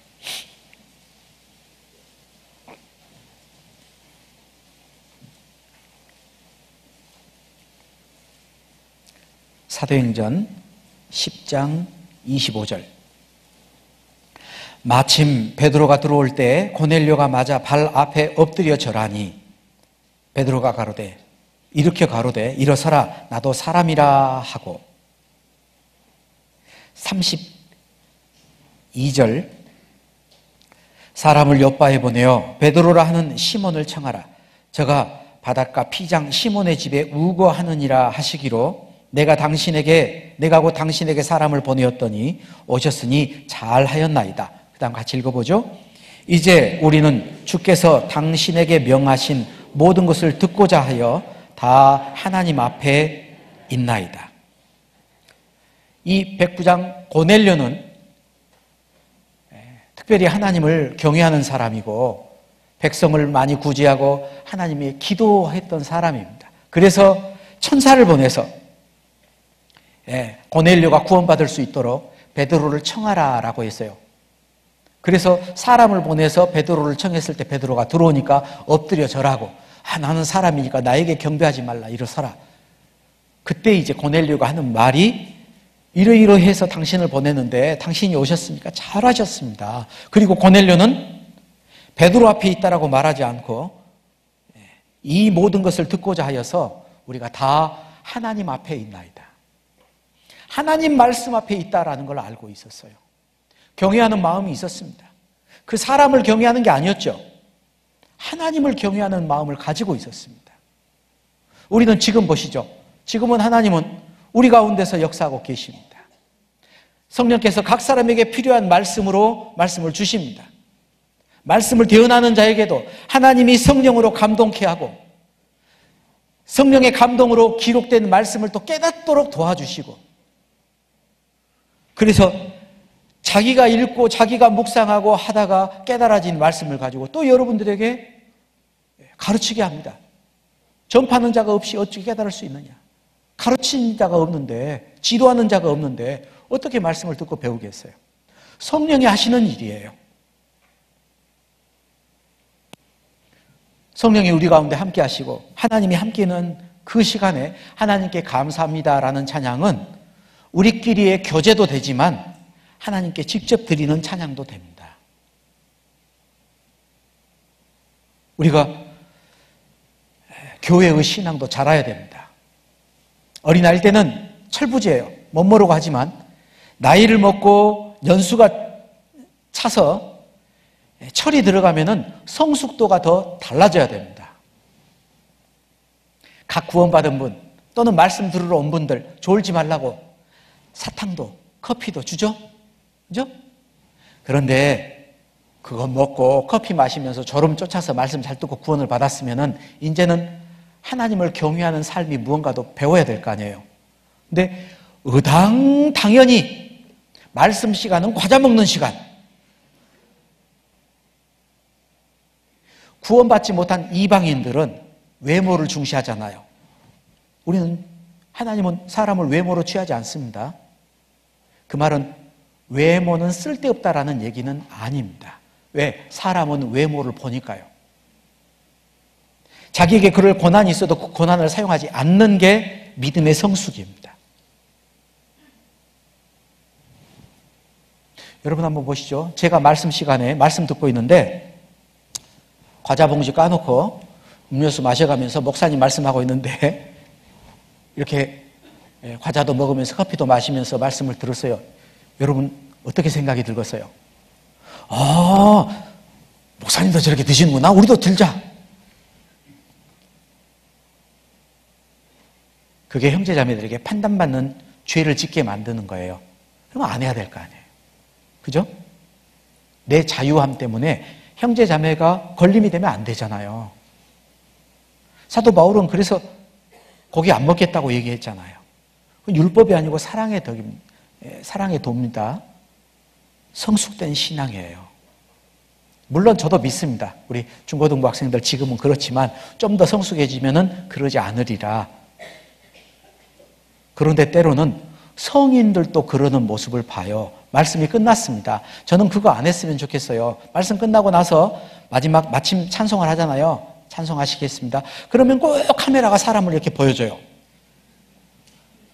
그러면은 막 이렇게 해요. 그런데 그 수가 줄어드는 게 아니고 점점 많아져. 그 사람들은 한결같이 찬송 안 하는 사람들입니다. 자세히 봐보세요. 찬송가를 보냐 화면만 보고 있냐. 화면만 보고 있어요. 입은 그냥 하는 척만 하고 있어요. 구원받지 못한 이방인들이 볼 때 그걸 정말 성숙된 믿음을 가지고 있는 분들이구나. 하나님을 경외하는 삶을 살고 있구나. 그럴 수 있을까요? 저는 큰 잘못이라고 생각합니다. 우리가 기독방송 TV 보면은 어떤 분들 그러죠. 찬송하면서 울면서 신명대 부흥회 같은 거 찬양 집회 한다고 그러면 이렇게 막 더 빨리 해가지고 막 그렇죠. 거의 광신적입니다. 그런데 여러분 한번 봐보세요. 그런 모습이 잘못됐다라고 판단하는 사람들이 찬양하는 시간에 찬양하지 않고 먹고 마시고 이야기하고 왔다 갔다 다니고 떠들고 그러면은 그건 잘하는 건가? 손을 들고 열심히 주님을 찬양하는 것보다 저는 더 잘못됐다고 생각합니다. 말라기서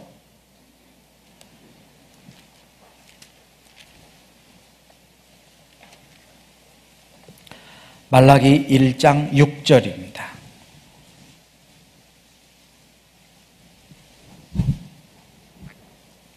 말라기 1장 6절.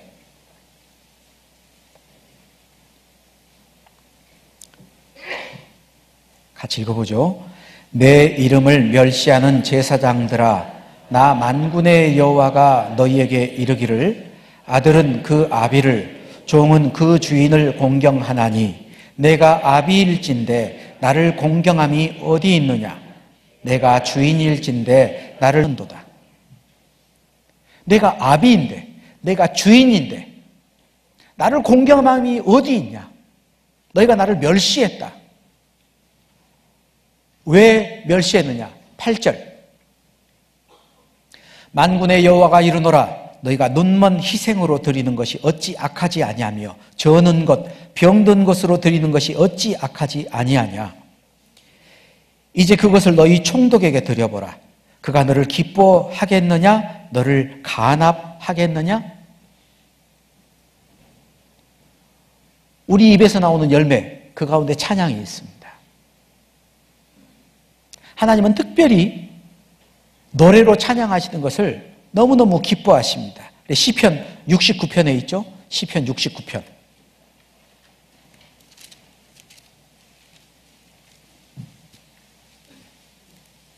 시편 69편입니다. 30절, 31절. 시편 69편 30절, 31절. 내가 노래로 하나님의 이름을 찬송하며 감사함으로 하나님을 광대하시다 하리니 31절 같이 읽죠. 이것이 소, 곧 뿔과 굽이 있는 황소를 드림보다 여호와를 더욱 기쁘시게 함이 될 것이라. 내가 노래로 하나님의 이름을 찬송하고 감사함으로 하나님을 광대하다. 그때 하나님은 그걸 기뻐하셔요. 짐승 잡아 드리는 것보다 더욱 하나님을 기쁘게 하시는 일이 됩니다. 그런데 그때 찬송하지 않고 있다. 그리고 찬송하고 싶으면 하고 하기 싫으면 말. 있는 힘껏 해야 됩니다. 하나님은 마땅히 당연히 극진히 우리의 찬양을 받으실 만한 자격이 있으신 분입니다. 우리를 죽도록 사랑하셨습니다. 자기의 모든 것을 다 주셨습니다. 우리에게 그렇게 큰 은혜를 베풀어 주는데 그 은혜를 받은 사람들이 하나님을 찬양할 때 하고 싶으면 하고 하기 싫으면 말고, 우리가 부모님 앞에서 나실제 괴로움 하다가 삐리리 오니까 여보세요? 엄마 잠깐만요 하고 자기 볼 일도 아니고 화장실 갔다 와서 어디까지 했죠? 그럼 무시하는 거잖아요. 사람에게도 그렇게 못합니다. 근데 하나님을 찬양하는 그때 어떤 형식이나 이게 아니고 마음 가운데 하나님을 경외하고 하나님을 극진히 찬양하고 감사하는 그런 마음이 없기 때문에 그런 행동을 하는 거 아니냐 이 말이에요. 몰랐기 때문에 그랬으리라고 생각합니다. 근데 앞으로는 그러면 안 될 것 같아요. 제가 미국에 있을 때 남버지니아 교회에 있었는데 그 가까운 주에 매주 수요일마다 말씀을 전하러 갔습니다. 거기에 구원받은 자매님들이 여러분 있고, 그리고 거기서 전도 집회도 해서 그분들을 말씀으로 세우기 위해서 매주 수요일마다 새벽 5시면은 차를 타고 갑니다. 4시간 정도, 논스톱으로 가면 4시간 걸리거든요. 그러면은, 밥 이렇게 이제, 밥 담고, 김 담고, 김치 뭐 이런 거 한 가지 담고요. 미국은 도로가 막 똑바르게 돼 있어요. 크루즈 기능이 있습니다. 그래서 뭐, 50마일 딱 45마일 딱 맞춰놓으면은 차가 그냥 가요. 차들도 별로 없어. 그러니까 양반다리하고 운전하다가 양반다리 딱 다리 올려놓고요. 핸들만 잡고 있어. 그래서 찬송하고 뭐다고 하다가 커피 마셨다가 밥을 줍니다. 집사람이 이제 싸가지고 밥, 김치.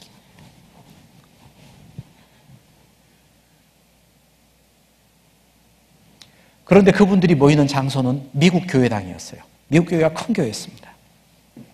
교회 앞에 교실 하나를 빌려서 그냥 무료로 빌려가지고 거기를 사용을 했어요. 그냥 저희들이 이제 헌금할 수 있는 것 헌금 이렇게 하고 그랬는데 그 목사님하고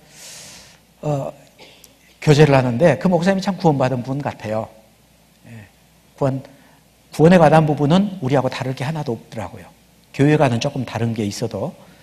그런데 그분이 자기 교회 식구들 때문에 참 고민이다면서 저한테 하는 얘기가 뭐냐. 성경도 안 가져오고 찬송가도 안 가져온대요. 미국 교회는 앞 의자 앞에 포켓이 있어요. 거기다 다 꽂아놓고 다니거든요. 그러니까 교회 할 때 그냥 빈손으로 와요. 그래서 앉아가지고 하고 가. 찬송을 안 불러. 그래서 그 목사님이 찬송을 할 때는 전 성도를 다 이렇게 세웠답니다. 하나님께 찬양 드리겠습니다. 찬송 인도자가 나와서 그 얘기를 하면요. 전부 다 딱 일어서서 했대. 저는 그것도 참 좋은 방법이라고 생각합니다. 하나님께 대한 감사함. 그게 외모만 된다면 잘못된 거죠. 그러나 우리가 오해하지 말아야 될 거 있습니다. 하나님은 동기를 중요하게 보십니다. 예수님도 그러셨죠? 너희가 구제할 때 나팔을 불고 구제했다. 기도할 때 모퉁이 서서 기도하기를 좋아한다. 금식할 때 얼굴을 흉하게 한다. 구제나 기도나 금식이 잘못된 건 아니에요. 그게 죄 짓는 건 아니죠. 그런데 왜 예수님은 그들을 책망했습니까? 사람에게 보이려고 너희 의의를 행치 않기를 주의하라 그랬어요. 사람에게 보이려고 했습니다. 우리가 찬양하는 것도, 주일날 함께 모여 찬양하거나 아니 평상시 찬양하는 것도 사람에게 보이려고 한다면 그것은 하나님께 합당치 못한 거예요. 그런데 정말 마음 가운데 하나님 감사해서 주님을 목소리 높여 찬양한다는 것은 얼마나 좋은 거예요. 그래서 우리가 그 성경의 말씀도 오해하면 안 됩니다. 주일날이면 거듭난 그리스도인들이 함께 모여서 다들 하나님께 대한 감사함으로 하나님 감사합니다. 하나님은 정말 크고 광대하신 분이고 위대한 분이고 그 이름을 찬양해야 됩니다. 우리는 하나님을 자랑할 겁니다. 그분은 우리의 깃발입니다. 그래서 하나님을 찬양한다면 하나님이 왜 기뻐 받지 않겠어요? 구원받지 못한 사람들이 감정적으로 박수를 치고 손을 들고 하는 그들의 잘못된 것은 그들의 삶과 관계없는 그냥 기분으로, 감정으로, 느낌으로 그렇게 하는 거라서 그게 잘못된 거지, 그 찬양하는 자체는 죄가 아닙니다. 찬양하는 건 결코 죄가 아닙니다. 마땅히 찬양해야 되는 사람이 찬양을 안 하는 건 죄입니다. 그래서 찬양합시다. 우리에게 주신 특권입니다. 우리는 당연히 해야 됩니다. 끝으로 시편 149편 말씀인데,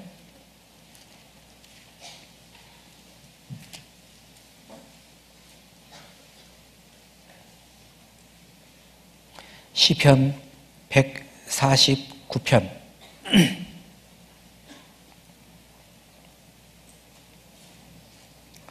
3절 말씀, 149편 3절 함께 읽겠습니다. 춤추며 그의 이름을 찬양하며 소고와 수금으로 그를 찬양할지어다. 춤추며 그 이름을 찬양하며. 춤도 추셔야겠네요? 예? 성경에 그러잖아요. 춤추며. 에이, 경망스럽게 어떻게 춤추면서. 손뼉 쥐어 찬양하라는 말씀도 있습니다. 손을 들고 찬양하라는 말씀도 있어요. 춤추면서 찬양하면은, 그죠? 나이 드신 분들 복음 전하다가 구원받으면요, 가끔 시골에 그런 분이 있어요. 갑자기 말씀 전하고 있는데 할머니들이 구원받았다고 이래요. 춤추어서 찬양하는 겁니다. 그죠? 그분이 추는 춤은 신령한 춤일까요? 아니면 전부터 즐겨졌던 춤일까요? 예? 어떻게 생각하세요? 구원받고 나니까 갑자기 신령한 춤을 배워가지고 발레를 할까요? 옛날부터 기쁘고 즐거울 때는 찬양했는데 구원받고 나니까 너무 감사하고 기쁘고 즐거우니까 찬양해요. 뭐 하나님 앞에 죄 지는 겁니까? 죄 지는 거 아닙니다. 그런데 춤추어 찬양했기 때문에 그걸 멸시했던 사람이 있어요. 다윗의 악계를 뺏긴 후에 나중에 언약궤를 찾아오다가 첫 번째 하나님 앞에서 찬양할 때는 하나님이 찬양을 받지 않았습니다. 왜냐하면 언약궤는 레위 지파에서 그 제사장들이 어깨에다 메고 와야 되거든요. 그런데 메고 오지 않고 수레에다 싣고 왔어요. 언약궤는 말씀을 뜻합니다. 말씀에 순종하면서 살아가야 되는데 순종치 않고, 말씀에는 순종치 않고 수레에다 올려놓고 자기들은 찬양했어요. 하나님과 관계없는 찬양, 하나님이 그 찬양 받아주지 않았습니다. 그러니까 목소리 좋은 성악가들, 연주자들 불러다가 돈, 페이 지불하면서 하나님 찬양해 주라고 연주. 그것은 음악이지 찬양은 아니에요. 하나님과 아무 관계 없는 겁니다. 아무리 귀에는 듣기 좋아도 하나님한테는 아무 관계 없는 겁니다.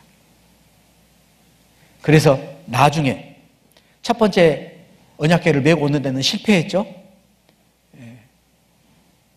소가 뛰놀다가 우사가 언약궤를 넘어지지 않게 한다고 붙잡는다고 잡았더니 죽어버렸잖아요.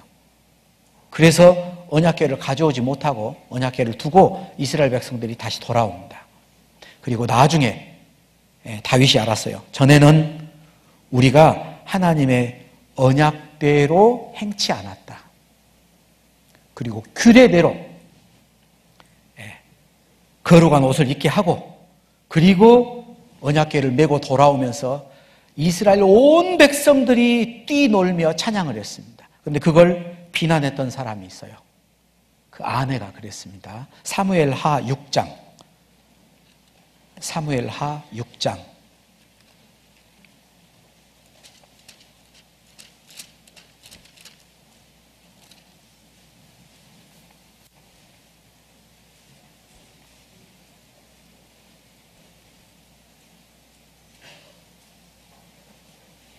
사무엘하 6장 13절. 6장 13절입니다. 여호와의 궤를 맨 사람들이 6걸음을 행하매 다윗이 소와 살진 것으로 제사를 드리고 여호와 앞에서 힘을 다하여 춤을 추는데 때 에봇을 입었더라. 다윗과 온 이스라엘 족속이 즐거이 부르며 나팔을 불고 여호와의 궤를 메어 오니라. 언약궤가 다시 돌아올 때 정말 다윗은 기뻤습니다. 그 언약궤를 너무너무 사모하고 있었거든요. 하나님을 사모하는 마음이 있었거든요.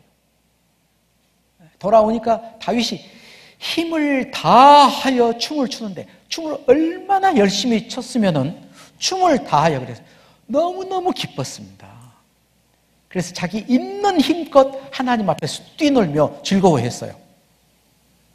그리고 이스라엘 온 족속, 15절에 있죠. 다윗과 온 이스라엘 족속이 즐거이 찬양을 할 때 뭐 했냐? 사무엘하 6장 20절. 사무엘하 6장 20절.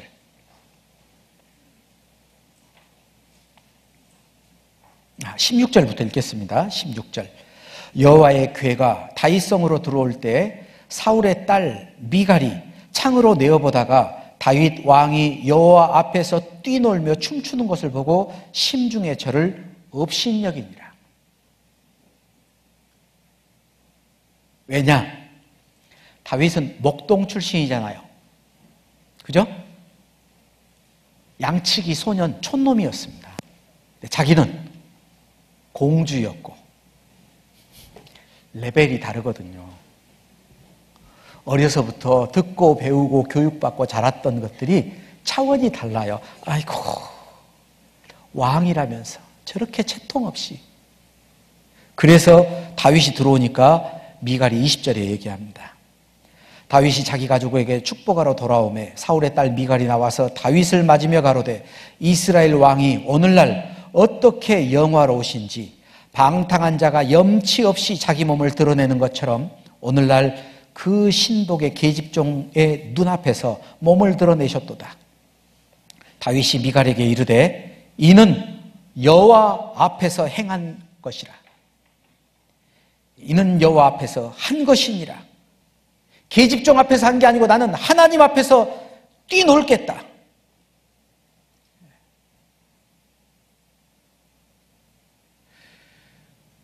찬양은 음악이 아닙니다. 절대 찬양은 음악이 아닙니다. 그래서 어떤 분들 찬송하라면요, 아이고 난 노래를 못해서. 노래는 못해도 찬양은 잘할 수 있어요. 노래 잘하는 사람만 불러야 될까요? 그럼 전부 다 교육을 받아야겠네요. 성악가들만 찬양해야 돼요. 아니에요.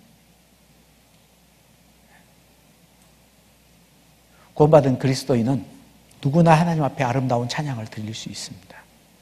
그리고 앞에 나와서 찬양하는데 음정도 틀리고 박자도 틀리고 틀려요. 음치의 4대 요소 아세요? 음치가 되려면 4가지 요소가 있어야 됩니다. 음정 무시, 박자 무시, 관객 무시, 틀려도 끝까지 부르기.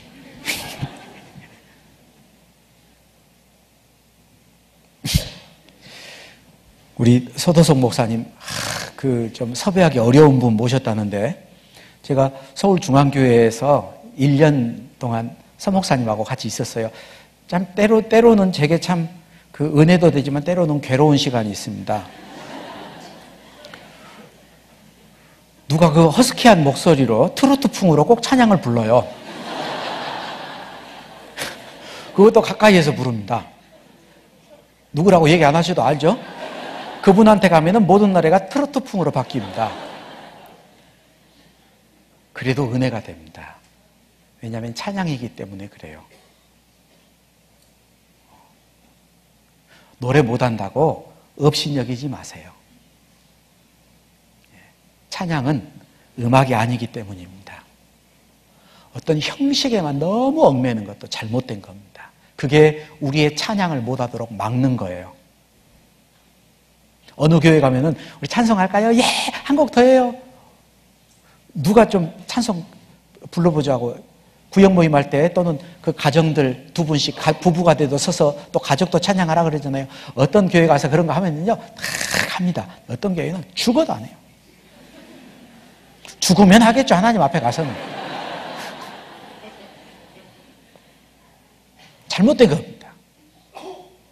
하나님 앞에서 다윗이 말했잖아요. 이는 여호와 앞에서 한 것이라.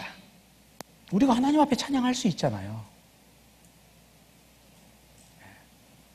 그래서 오늘 이제 시간이 벌써 다 됐는데 찬양의 의미가 뭔지, 그리고 하나님이 우리를 창조하신 목적이 찬양이었다는 거, 그리고 언제 어떻게 찬양할 것인가에 대해서 말씀을 배웠습니다. 내일은 찬양의 밤입니다.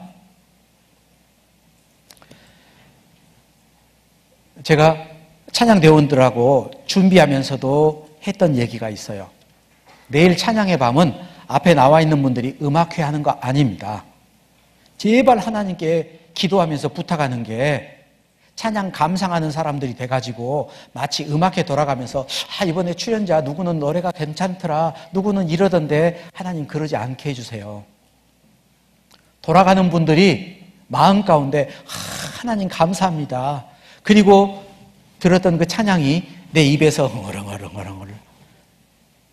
돌아갈 때 우리가 모두 다 찬양하는 사람들이 돼서 돌아갈 수 있도록 하나님 그렇게 해주세요. 찬양하는 사람들이 나타나는 것이 아닌 하나님이 찬양을 받는 찬양의 밤이 되게 해주세요. 그렇게 기도하고 있습니다. 내일 오시는 분도 음악회 감상하러 오는 마음이 아니고 함께 찬양하는 마음으로 오셨으면 좋겠어요. 하다가 실수도 할 수 있습니다. 의도적으로 틀려볼까요? 하나님이 찬양하다가 틀렸으면 땡! 너 박자 틀렸어. 음정 틀렸지? 너 거기 호흡, 거기서 너 침 삼키면 안 되는데 침 삼키느라고 노래 못 불렀어. 아니에요. 찬양은 음악이 아닙니다. 그래서 내일 오실 때도 기도하는 마음으로 하나님께 영광 돌리는 그런 찬양의 밤이 됐으면 좋겠습니다. 같이 기도하고 마치겠습니다. 하나님 아버지 감사합니다. 저희들을 그토록 사랑하시고 우리를 위해 모든 것을 주신 하나님, 하나님이 우리의 찬양거리가 되고 하나님이 우리의 찬양이 되시며 우리가 또한 하나님 앞에 영광 돌리는 찬송이 되기를 간절히 바라고 원합니다. 우리의 삶이 하나님 앞에 연락되는 찬양이 될 수 있도록 우리를 변화시켜 주시고 우리의 삶을 받아주시기를 간절히 바라고 원합니다.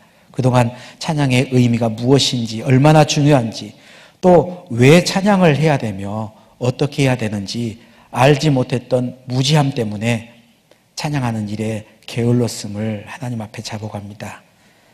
말씀을 듣고 행하는 자들이 될 수 있도록 이번 기회를 통해서 저주와 악독이 가득했던 이 입술에 하나님을 찬양하는 찬양이 끊이지 않고 흘러 넘칠 수 있도록 우리를 변화시켜 주시옵소서.